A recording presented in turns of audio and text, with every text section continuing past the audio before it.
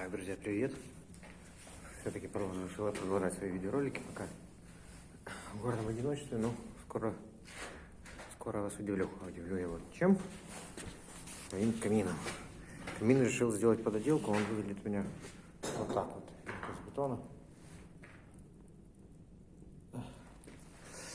Вот. Хотел показать одну особенность. Почему говорят, что боковые стенки отражают? Вот боковые надо сделать камин в виде классического английского, что, мол, боковые стенки играют теплоотражающую роль.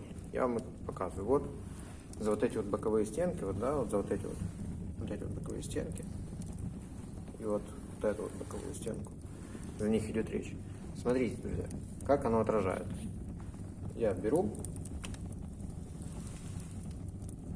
Камин уже работает на протяжении, ну, пускай минут 20-30. Вот до вот этих пор, пожалуйста, холодно. Дальше или теплое. Сказать, что оно отбивает жар, я не согласен.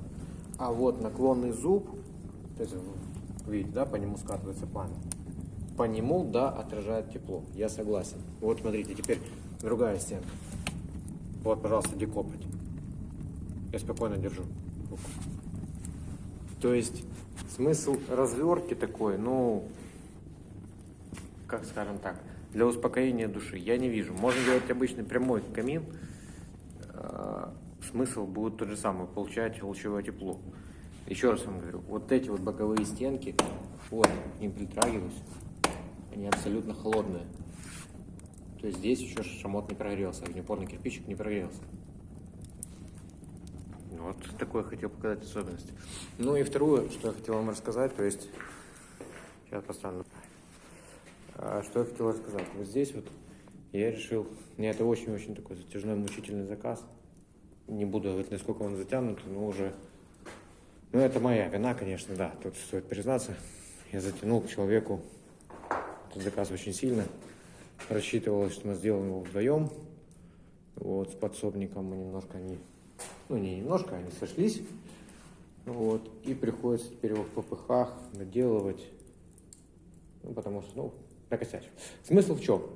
Я вот здесь сделаю, это у нас есть такой кирпич, продается в Эпицентре, не самого лучшего качества, не помню, это у нас не Гадяч, а забыл, как завод называется. Но сам в том, что с такого кирпича тоньше шов здесь не сделаешь. Работать с этим кирпичом, это, ну, просто ад. Он трескается при первом же ударе, то есть вы видите, да? Каждый второй, да, по сути, каждый кирпич с трещиной. Вот. И мой николаевский коллега показал мне очень интересную идею использовать газобетон. В принципе, я скажу, идея очень классная для тех ребят, которые делают камины под черновую, то есть под отделку. Это очень хорошая альтернатива, и я скажу, ну, вот эти вот ряды, да, я выложил, ну, чтобы не соврать, ну, часа с лазерным уровнем, без гребенки, правда, я гребенку забыл взять. Вот, и я вот эту стеночку выложил буквально часа за 4, так грубо говоря.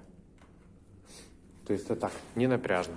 И скажу, что по времени это очень экономит, по силам это тоже очень экономит средства. Ну, я скажу, газобетон это отличная альтернатива вот такой вот отделки, то есть под черновую.